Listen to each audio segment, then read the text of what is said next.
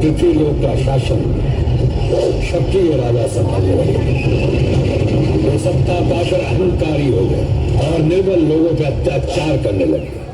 लोगों की करुण पुकार सुनकर भगवान विष्णु ने ऋषि जमदाग्नि और उनकी पत्नी माता रेणुका के पुत्र के रूप में अवतार लिया।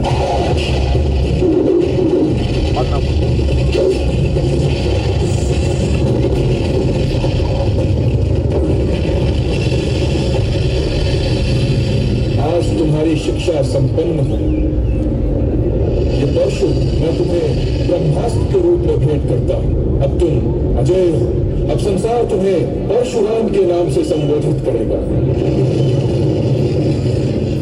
शिक्षा पाने के बाद परशुराम अपने माता पिता के आश्रम में लौट आए। समय यूं ही बीत रहा था कि अचानक एक दिन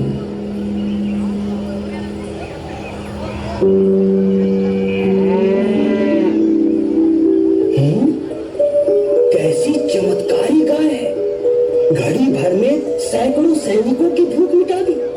इसे तो महाराज की सेवा में होना चाहिए। सच कहते हो। इसे ब्राह्मण के आश्रम में नहीं, राजमहल में होना चाहिए। आपकी चरण रज से ब्राह्मण की कुटिया पवित्र हुई महाराज। ब्राह्मण देवता, आपकी कामधेनु हमें चाहिए।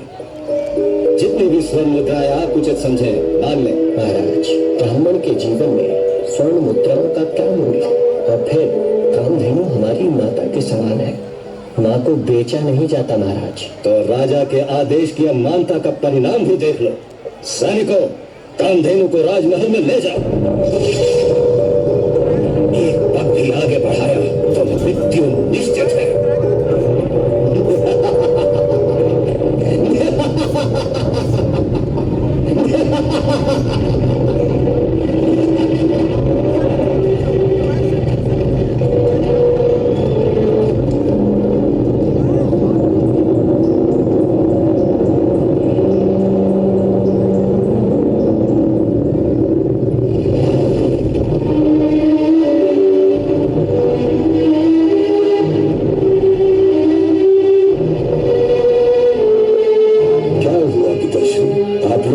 दुखी क्यों है? राजा कार्तवीर्य अर्जुन आखेट के लिए आया था। मैंने उसका स्वागत सत्कार किया, दुग्धपान कराया, लेकिन उसकी नियत में खोट आ गई। उसके आदेश पर सभी कामधेनु को ले गए। आपने उन्हें जाने कैसे दिया? हम क्या करते, विवश होकर देखते रहे। किंतु मैं विवश नहीं हूँ। राजा हो महाराजा, कुछ भी करके मैं कामधेनु को वापस लाऊंगा। राजा का वध भी करना पड़े तो भी। ब्राह्मण का धर्म युद्ध करना नहीं, धर्म और ज्ञान का प्रसार करना है। अब क्षत्रियों के अत्याचार का अंत करना भी मेरा धर्म है। क्षत्रियों के सर्वनाश का प्रण करता हूँ। कल का सूर्योदय कामधेनु इसी आश्रम में देखेगी।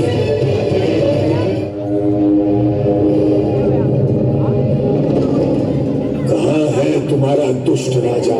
उससे कहो चुपचाप कामधेनु लौटा दे।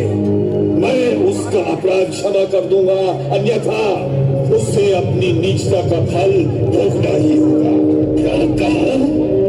उस ब्राह्मण पुत्र ने मुझे ललकारने का दुस्साहस किया है। इस धृष्टता का दंड उसे मनकर ही रहेगा। परशुराम का सिर राजमहल के द्वार को शोभित करेगा।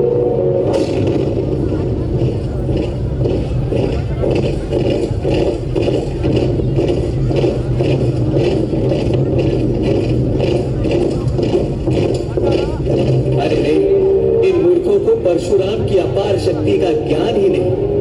उन्हें क्या पता कि परशुराम के पास भगवान शिव का भेंट किया हुआ ब्रह्मास्त्र है।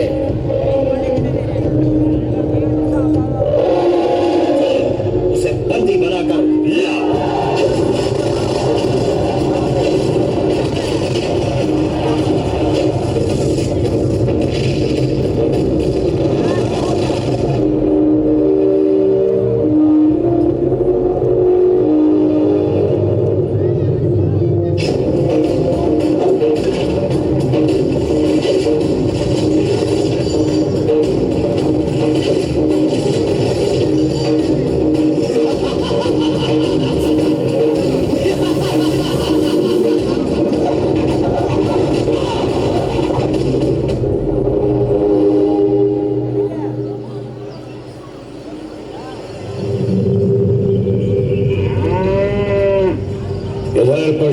ने प्रतिज्ञा पूरी कर कामधेनु के साथ आश्रम लौट आए, परंतु उधर महल में शोक छाया हुआ था। जब तक हम अपने पिता की हत्या का प्रतिशोध नहीं ले लेते, अन्न जल नहीं ग्रहण करेंगे। इस ब्राह्मण पुत्र को शिष्टाचार का पाठ पढ़ाना ही होगा।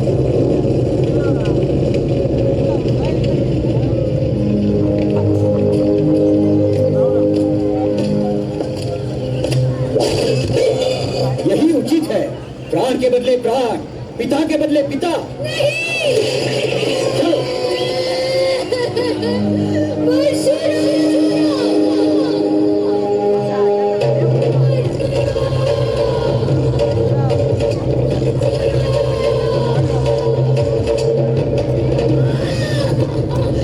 राजपुत्रों ने तुम्हारे पिता की हत्या कर दी।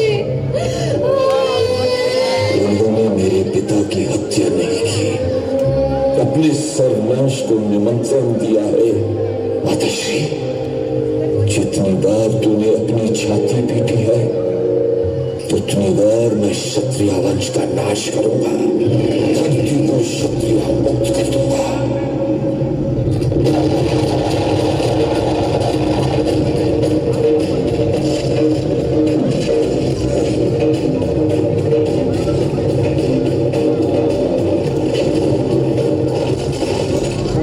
ಪರಶುರಾಮನಿಂದ ಕ್ಷತ್ರಿಯರ ನಾಶ.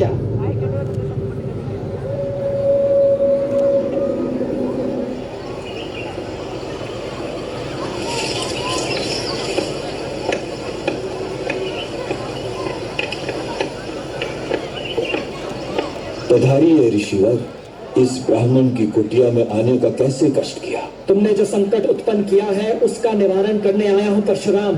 तुमने तो उन क्षत्रियों के मन में भी आतंक भर दिया है जो दयालु और चरित्रवान है। तुम ये भूल गए कि संसार रूपी रथ को चलाने के लिए ब्राह्मण और क्षत्रिय दोनों की आवश्यकता है। इन दोनों के बिना संसार असुरक्षित है परशुराम। तुम्हें प्रायश्चित करना होगा। मेरे पास प्रायश्चित का एक ही उपाय है कि मैं अपने शेष जीवन त्याग और तपस्या में व्यतीत कर दूं, और आप वो भूमि स्वीकार कीजिए जो मैंने शत्रुओं से छीनी है। यही सतमार्ग है परशुराम। आयुष्मान भव।